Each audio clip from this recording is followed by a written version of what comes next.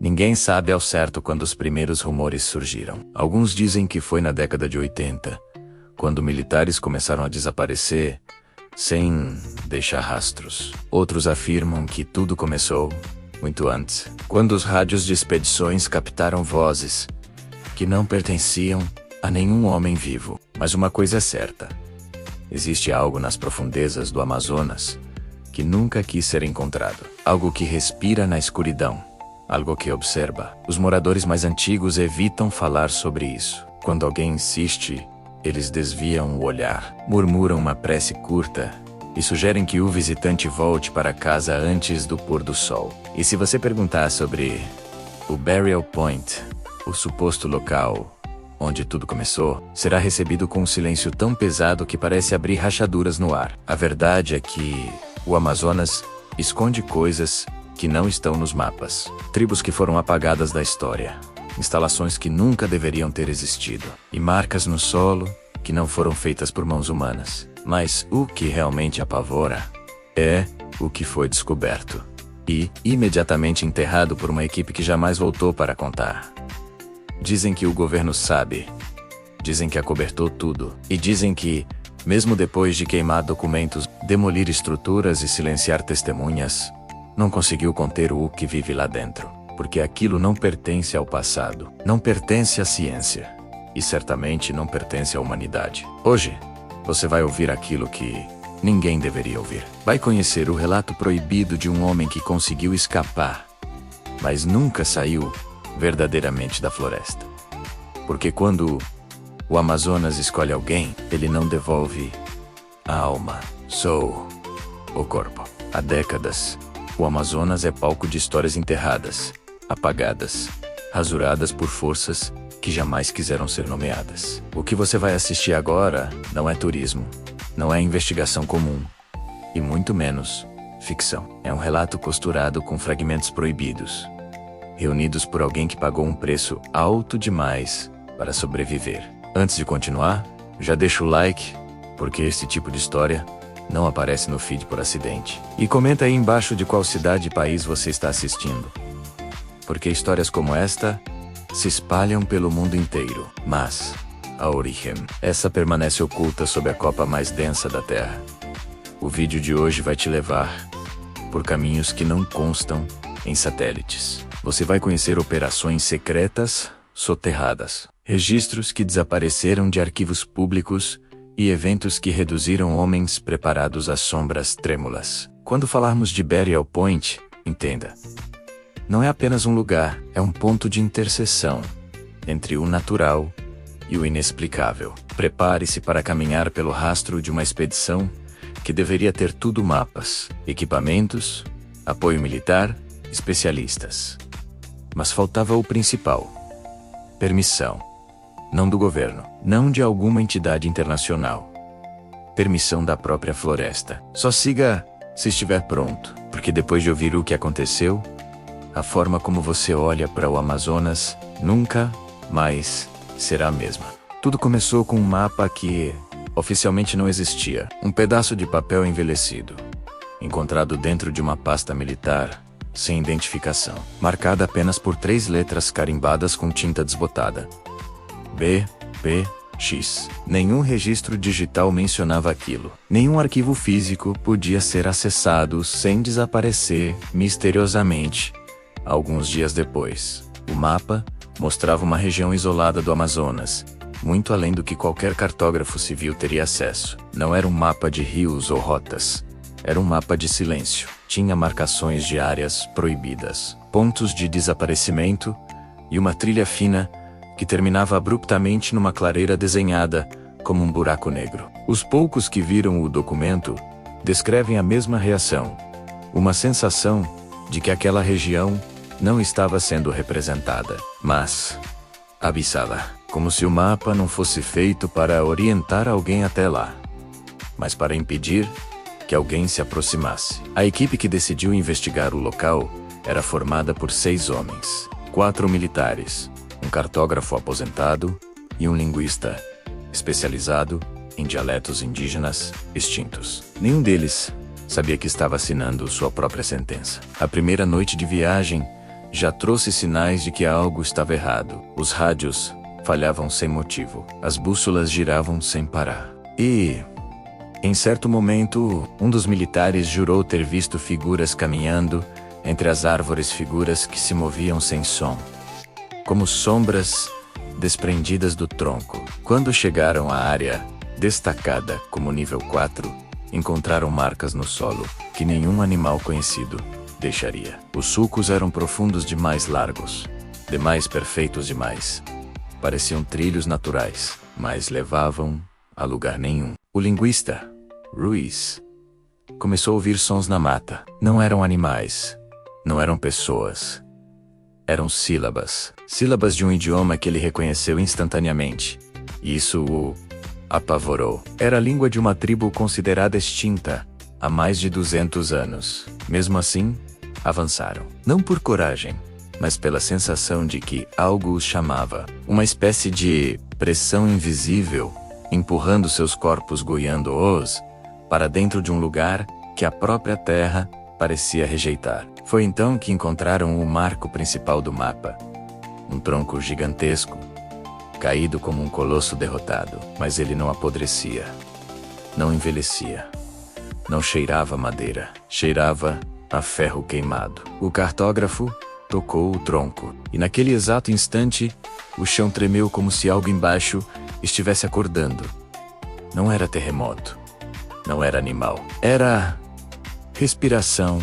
Na manhã seguinte, ninguém queria admitir o que tinha acontecido na base daquele tronco colossal. O cartógrafo, ainda pálido, jurava que sentiu o chão inflar, como se algo empurrasse a terra de dentro para fora. Ruiz, o linguista, disse ter ouvido um som abafado que não parecia vir do tronco, mas do que estava embaixo dele. E os militares só repetiam que era impressão, mas seus olhos diziam outra coisa. Eles decidiram montar acampamento alguns metros distante dali, tentando fingir normalidade. Mas à noite, enquanto todos cochilavam em turnos, a floresta fez algo que nenhum deles esperava.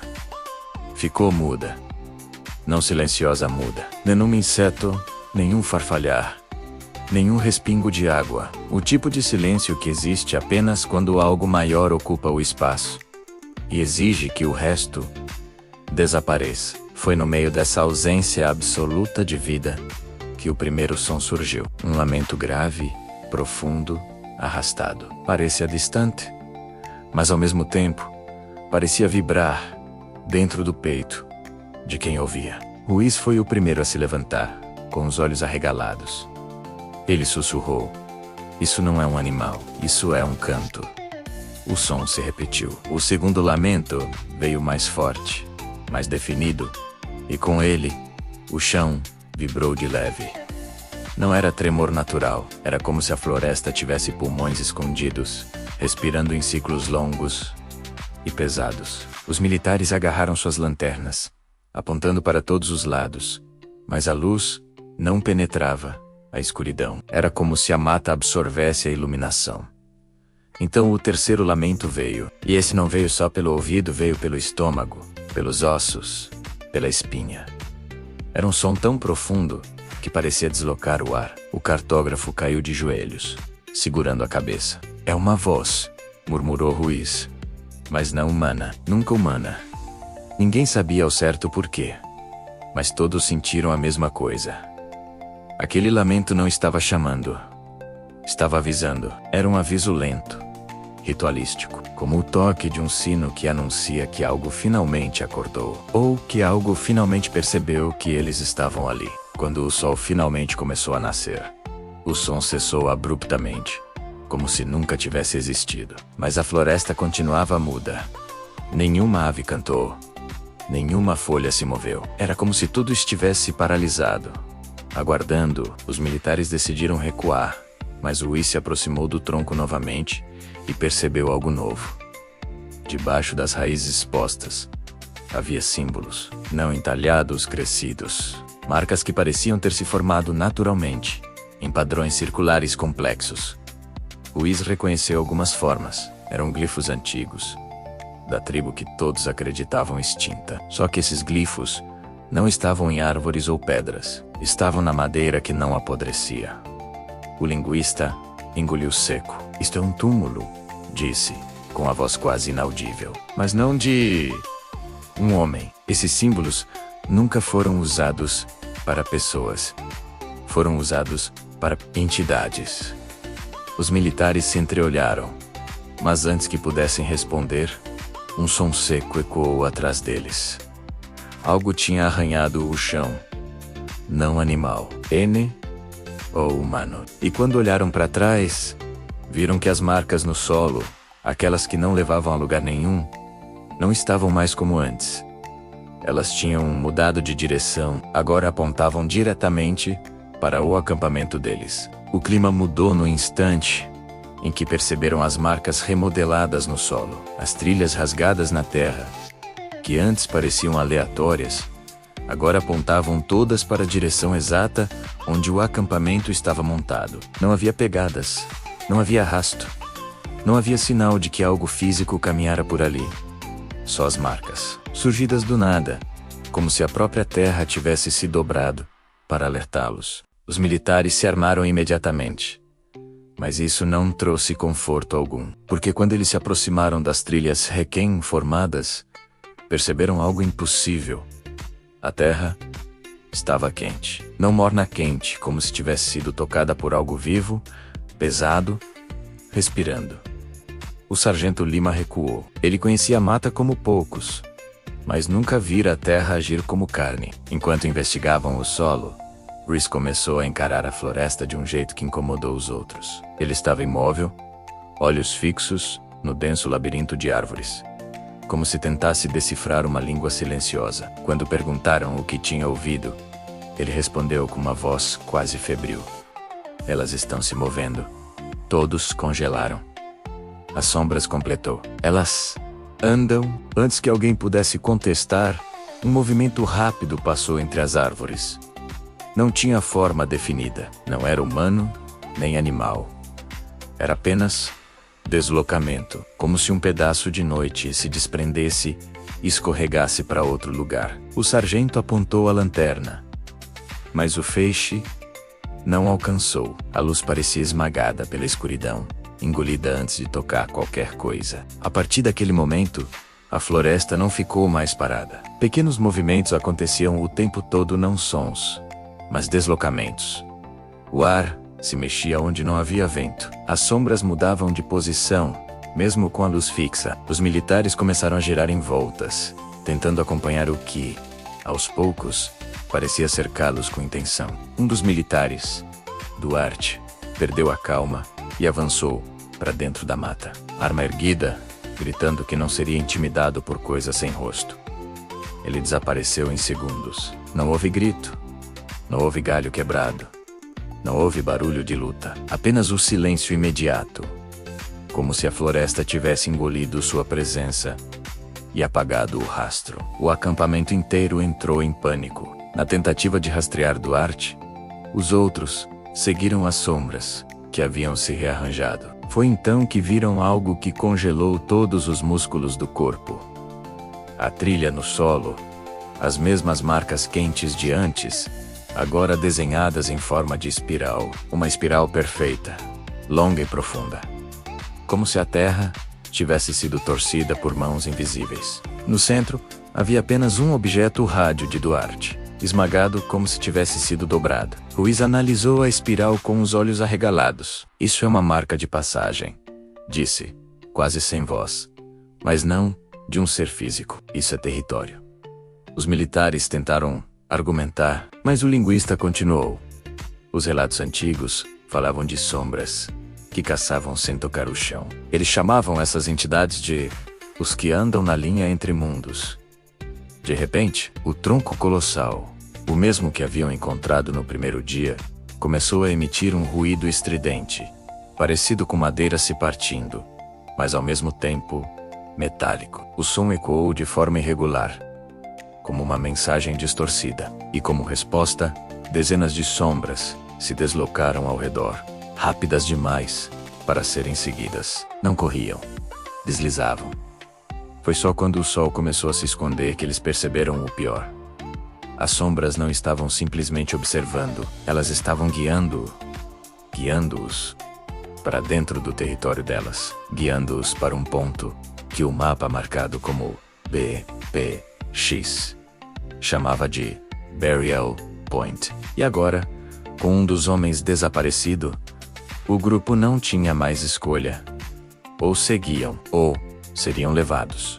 A trilha que levava ao Burial Point não parecia trilha. Não havia marcas de passagem humana. Não havia clareira. Não havia lógica no caminho. Era como se a floresta estivesse se abrindo apenas para eles, moldando corredores de vegetação que desapareciam assim que o último homem passava. Cada passo era acompanhado pelo som abafado da própria mata, se movendo como se respirasse ao redor, comprimindo o ar até ele ficar denso demais para ser ignorado. Ruiz caminhava na frente, guiado por algo que nenhum dos militares conseguia enxergar. De vez em quando ele murmurava frases desconexas, trechos de dialetos antigos, palavras que não pertenciam ao mundo moderno. Quando os soldados perguntavam como ele sabia o caminho, ele apenas dizia: "Eles mostram." Ninguém quis perguntar quem eram eles. Conforme avançavam, perceberam que a vegetação começava a mudar. Árvores gigantescas tinham troncos marcados por sulcos profundos que lembravam garras.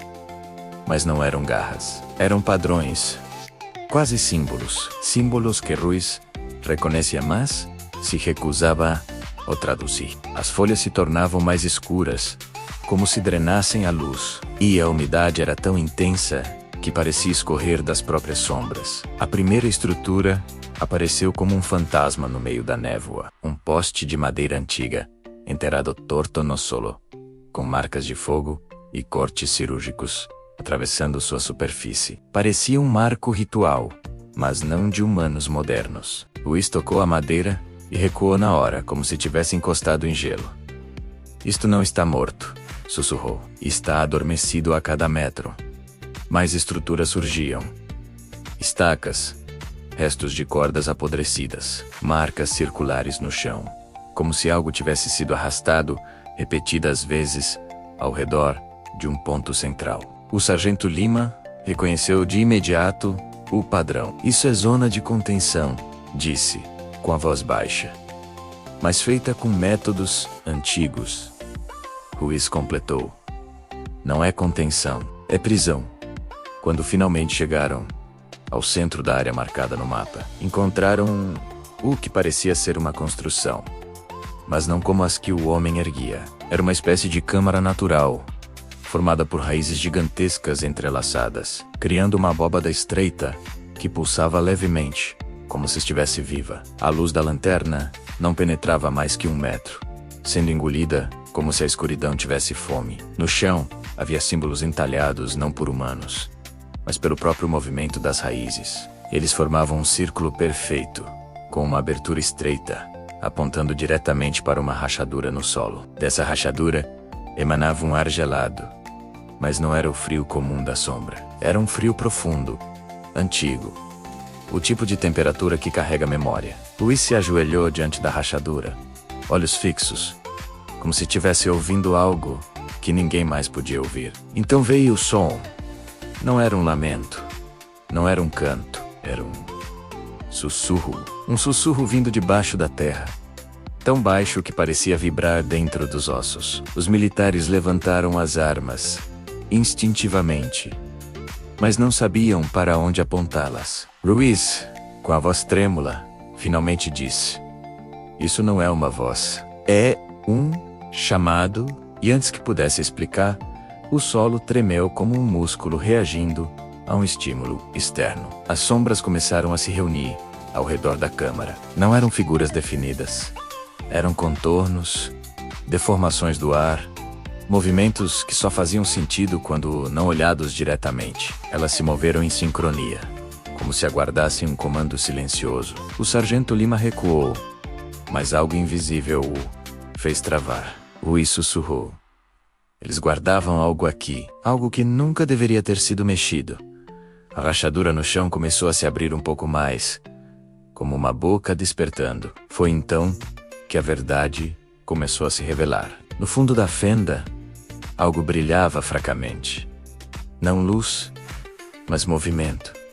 Como um olho abrindo, como se algo ali estivesse acordando após séculos de sono. E quando o ar gelado se intensificou e começou a subir, Ruiz perdeu o controle e gritou: "A câmara não é uma prisão, é um selo, e nós acabamos de quebrar ele." O som que emergiu dali não era humano, não era natural, era o tipo de ruído que marca o início de tudo o que deveria permanecer enterrado. O ar gelado que subia da fenda não parecia. Tinha peso, densidade, intenção. Ele se espalhou pelo círculo de raízes, como uma névoa viva, rastejando sobre o solo, subindo pelas botas dos militares, enroscando-se em torno de Ruiz, como se o reconhecesse. O linguista começou a tremer, não de medo, mas como se algo dentro dele respondesse àquele chamado subterrâneo. O sargento Lima tentou puxá-lo para trás, mas Ruiz não reagiu. Estava completamente imerso no que emergia do escuro. A rachadura se abriu mais 1 centímetro, mas aquele centímetro foi o suficiente para que um ruído emergisse de dentro. Não um som único, mas muitos, como ecos de vozes sobrepostas, sussurros que vinham de diferentes direções ao mesmo tempo. Era como ouvir um coral de lamentos debaixo da terra, cada voz presa em camadas de séculos, tentando escapar por qualquer brecha. Os militares recuaram, mas Ruiz avançou mais um passo, os olhos vidrados. Foi quando a primeira sombra saiu da fenda. Não tinha forma definida. Era um contorno denso, escuro demais para ser apenas ausência de luz, como se absorvesse tudo ao redor. Ela se ergueu como fumaça pesada, desenhando uma figura que lembrava vagamente um corpo, mas alongado, irregular, quebrado. As outras sombras ao redor da câmara se curvaram perante ela, como se reconhecessem sua origem. O solobibro acompanhando o movimento daquela presença antinatural. Ruiz tentou falar, mas sua voz saiu fragmentada. Isso não é delas. Isso é o que elas mantinham preso. A entidade se esticou para fora da fenda, revelando membros que não tocavam o chão. Ela pairava a alguns centímetros do solo, como se o próprio mundo fosse incapaz de sustentá-la. Seus movimentos eram bruscos, erráticos, como se lutasse contra as leis naturais do ambiente. Os militares engatilharam suas armas, mas dentro deles havia algo mais forte que adrenalina. Era a certeza instintiva de que armas não fariam diferença alguma. A presença começou a emitir um som que não parecia deste mundo, uma reverberação grave, que fazia a visão tremer e desfocava o contorno das árvores. O som atravessava o corpo, mexia com os ossos, mexia com a mente. O sargento Lima caiu de joelhos, pressionando o ouvido com força, enquanto o rádio preso ao seu colete explodia em estática, repetindo o mesmo ruído em ciclos impossíveis. Ruiz deu mais um passo, como se fosse atraído. Seus olhos, antes cheios de receio, agora brilhavam com um reconhecimento terrível. Ele começou a recitar palavras antigas, sílabas que os outros não entendiam, mas que pareciam acalmar a entidade. Lima tentou segurá-lo, mas Ruiz empurrou o militar com uma força que não parecia humana. Vocês não entendem. Isso não estava selado para ser destruído. Estava selado para despertar na hora certa. Nós somos apenas testemunhas. Testemunhas. A entidade se aproximou de Ruiz, pairando sobre ele como uma segunda sombra. Sua superfície oscilava, como se fosse composta de camadas de fumaça pesada, costuradas por filamentos brancos que pulsavam como veias. A floresta inteira tremia ao seu redor. Ruiz levantou o rosto, completamente entregue, enquanto os militares observavam, horrorizados. A entidade estendeu algo que lembrava vagamente um braço, um apêndice longo, distorcido, e tocou a testa do linguista. Ruiz gritou, não um grito normal, mas um som arrastado que parecia arrancado da própria alma. Seus olhos se reviraram. Sua pele ficou pálida como cera. E então algo começou a acontecer com sua sombra. Ela se desprendeu dele, literalmente. A sombra de Ruiz se levantou do chão, ainda com seu contorno humano, mas sem rosto, sem forma definida, apenas uma silhueta viva, independente. O corpo do linguista caiu sem vida segundos depois, como um envelope vazio. A entidade absorveu a sombra Requiem liberta, e ao fazer isso, sua forma ficou mais definida, mais sólida, mais presente. As sombras menores ao redor começaram a vibrar, como se alimentadas por aquilo. O sargento Lima percebeu tarde demais o significado. Ruiz não fora escolhido. Ele fora sacrificado. O selo havia sido quebrado. A entidade estava livre. E agora ela começava a crescer, se fortalecendo com cada sombra humana que pudesse arrancar. As luzes falharam. O ar ficou denso demais para respirar. E a câmara de raízes começou a se fechar ao redor deles, como se a própria floresta trabalhasse em favor da criatura. O sargento Lima gritou para que todos corressem, mas a saída atrás deles já não existia. As sombras bloqueavam o caminho. A entidade ergueu-se mais alto, ocupando o centro da câmara como uma torre viva de escuridão palpável. Então, pela primeira vez, ela falou, não com uma voz, mas com todas as vozes que estavam presas ali dentro. E o que ela disse não foi um aviso. Foi uma promessa. A chuva finalmente cessou quando o barco encostou na margem lameada. O ar parecia mais pesado do que antes, como se cada molécula vibrasse com a presença de algo antigo, ofendido por nossa insistência em permanecer ali. O silêncio que tomou conta da floresta era ainda mais cruel do que os sons noturnos que nos perseguiam. Era como se tudo estivesse observando, aguardando o momento certo para se revelar. E naquela noite, algo se revelaria, mas não da maneira que qualquer mente humana estaria preparada para suportar. Quando tocamos a terra firme, senti a lama fria subir pelos tornozelos, como dedos, tentando me puxar para baixo. Camila caminhou à frente, segurando o farolete, que tremulava como se estivesse prestes a morrer. O médico vinha atrás, carregando a mochila com o osso envolto em panos. Ninguém falava. Ninguém respirava.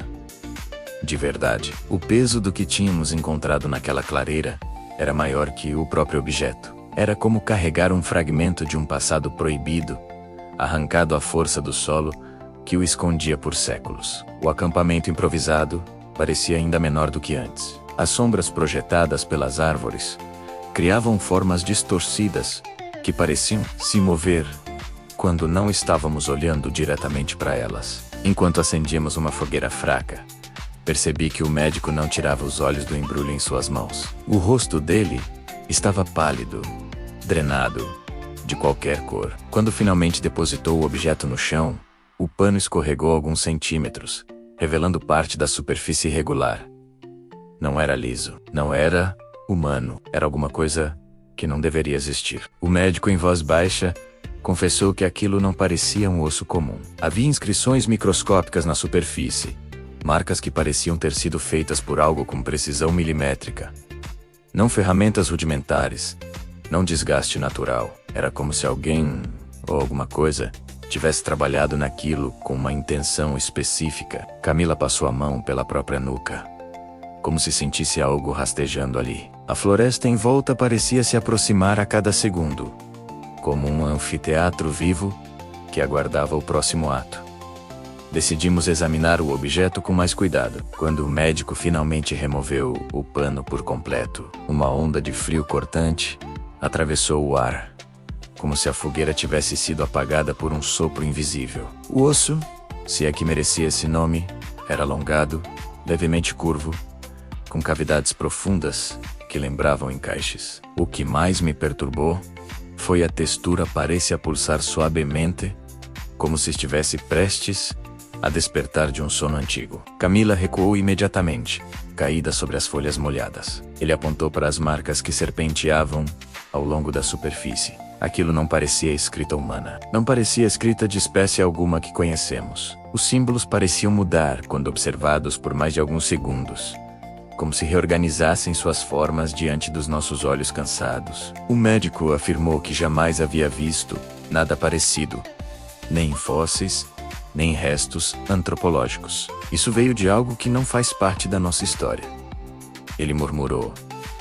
Senti a temperatura do ar despencar à nossa volta. Foi então que percebemos. As luzes da floresta haviam sumido, nem vagalumes, nem reflexos, nem os olhos amarelos que normalmente brilhavam entre os arbustos.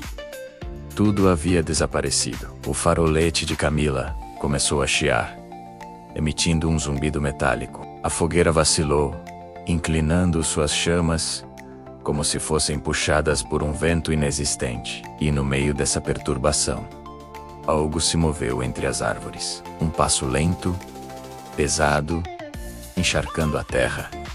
Depois outro e outro. Mas o som não era humano. Era úmido, profundo. Como um gigante respirando sozinho no escuro. O médico agarrou o osso e recuou alguns passos. Mas era tarde demais. A floresta inteira pareceu inclinar-se para nós, como se troncos, folhas e raízes respondessem a uma ordem silenciosa. A presença se aproximava, contornando as sombras. Sem pressa, sem piedade. Senti minha garganta fechar. Camila começou a chorar sem emitir som algum. O farolete finalmente apagou. A fogueira morreu como se tivesse sido esmagada. E então, pela primeira vez, naquela noite, ouvimos o som que jamais esqueceríamos. Uma voz que não era voz, reverberando de dentro das árvores, como se a própria floresta tentasse falar conosco. Não era língua humana.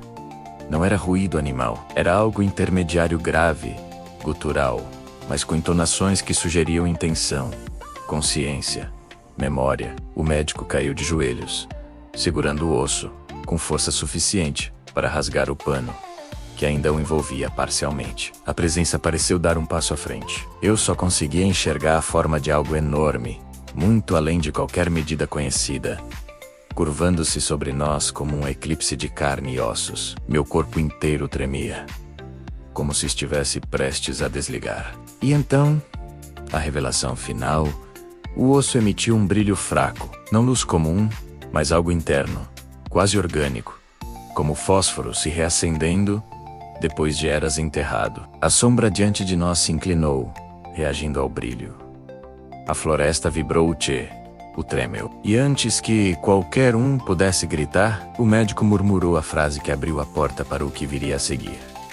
Isso não é um fóssil. É um fragmento de algo vivo. Algo que queria de volta o que era seu. Quando finalmente deixamos aquela margem amaldiçoada, nada parecia igual.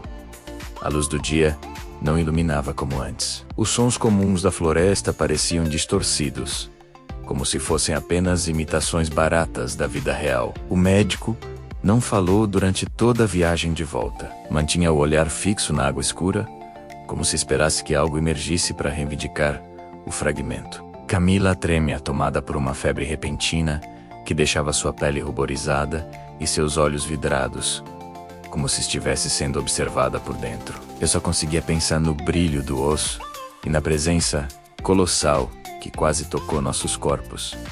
Naquela noite, uma presença que não deveria existir no mesmo mundo que habitamos. Entregamos o fragmento às autoridades científicas, mas foi como jogolô em um poço sem fundo. Silêncio, sigilo, olhares desviados. Dias depois, recebemos uma mensagem anônima. Vocês não deveriam ter encontrado isso. O documento anexado mostrava não apenas o fragmento, em laboratório, mas outros dezenas, talvez centenas, cada um diferente, cada um mais impossível que o anterior. Era a prova de que a floresta não tentou esconder apenas uma verdade. Existia um conjunto inteiro delas, espalhadas pelas entranhas do Amazonas, respirando no escuro, aguardando serem despertadas. Hoje, sempre que o vento passa pelas árvores, sinto aquele mesmo ruído grave, se movendo entre as folhas, o eco distante do que nos observou naquela noite. E sei, com uma certeza que pesa como pedra no estômago, que o que encontramos não foi o começo. Foi apenas um aviso, porque o Amazonas não enterra segredos. Ele os cultiva. E um dia eles voltarão à superfície.